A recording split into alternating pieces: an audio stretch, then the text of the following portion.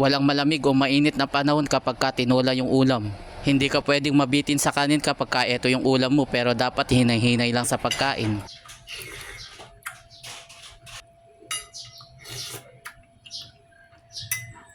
I-ready na muna natin yung gagamitin natin sa pagluto tulad ng sibuyas at bawang. Hiwain lang natin yan ng manipis na i-ready na rin natin pati yung luya. Meron din tayong siling panigang. Dahon naman ng malunggay yung ilalagay natin, pwede rin naman kayong gumamit kahit dahon ng sili. Nahugasan na natin ng husto yung karne ng manok at meron din tayong sayote, hiniwa lang natin yan sa katamtamang laki.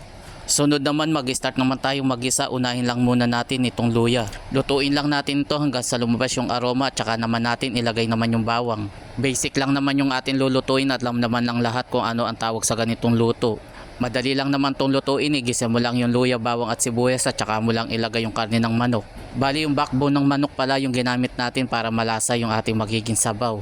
Isang kotsa lang natin to ng maigi at nang mabawasan yung lansa niya. Nakakatulong din kasi yung luya na inilagay natin. Yung iba naman tanglad naman yung ginagamit nila na pantanggal ng lansa. Nilagyan ko nga pala yan ng kaunting patis para magkaroon agad ng lasa at saka naman natin hahaluin at pakukuluan pa ito ng ilang minuto. At nang manuot yung lasa ng luya at yung patis na inilagay natin sa karne bago tayo maglagay naman ng tubig. Tansyahan na lang natin kung gaano kadami yung ilalagay natin, depende na lang sa atin kung gaano kadaming kakain. Timplahan na rin natin ng paminta yung buo yung inilagay natin. Pati yung siling panigang isinabay ko na rin para isang lutuan na lang. Baka nagustuhan mo yung ating recipe ngayon, paki-like and share mo naman para madami makapanood. After natin mahalo, tinakpan ko na muna para mapakuluan. Balikan na lang natin yan kapag malambot na yung karne ng manok. Makalipas nga yung ilang minuto, heto na nga at malambot na yung ating karne, kaya haluin muna natin bago tayo maglagay ng Knorr cubes. Kung nakarating ka na dito sa bahagi ng aking video, paki-comment mo naman kung tagasan ka para malaman ko kung saan lugar ako napapanood. Pwede na natin ilagay itong sayote. O kaya naman yung papaya, masarap din yun sa tinola. Haluin lang muna natin para kapag kumulo pantay yung pagkaluto. Takpan lang uli muna natin at saka uli natin balikan makalipas lang yung ilang minuto.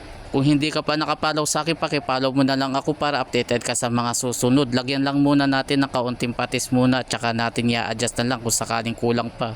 Medyo kulang pa kaya dinagdagan pa natin ng kaunting pampaalat. Masarap talaga sa tinola kapag patis yung ginamit natin pampaalat, medyo malinam na yung sabaw.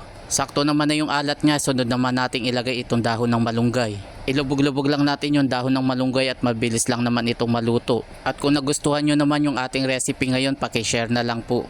Pinakulo ko pa yan ng kaunti, after nga ng ilang minuto, heto na nga at luto na yung ating tinola. At syempre maglagay na muna tayo sa ating lagayan. At dito naman tayo sa exciting part, yung tikman natin yung ating niluto, kanyama na rugo.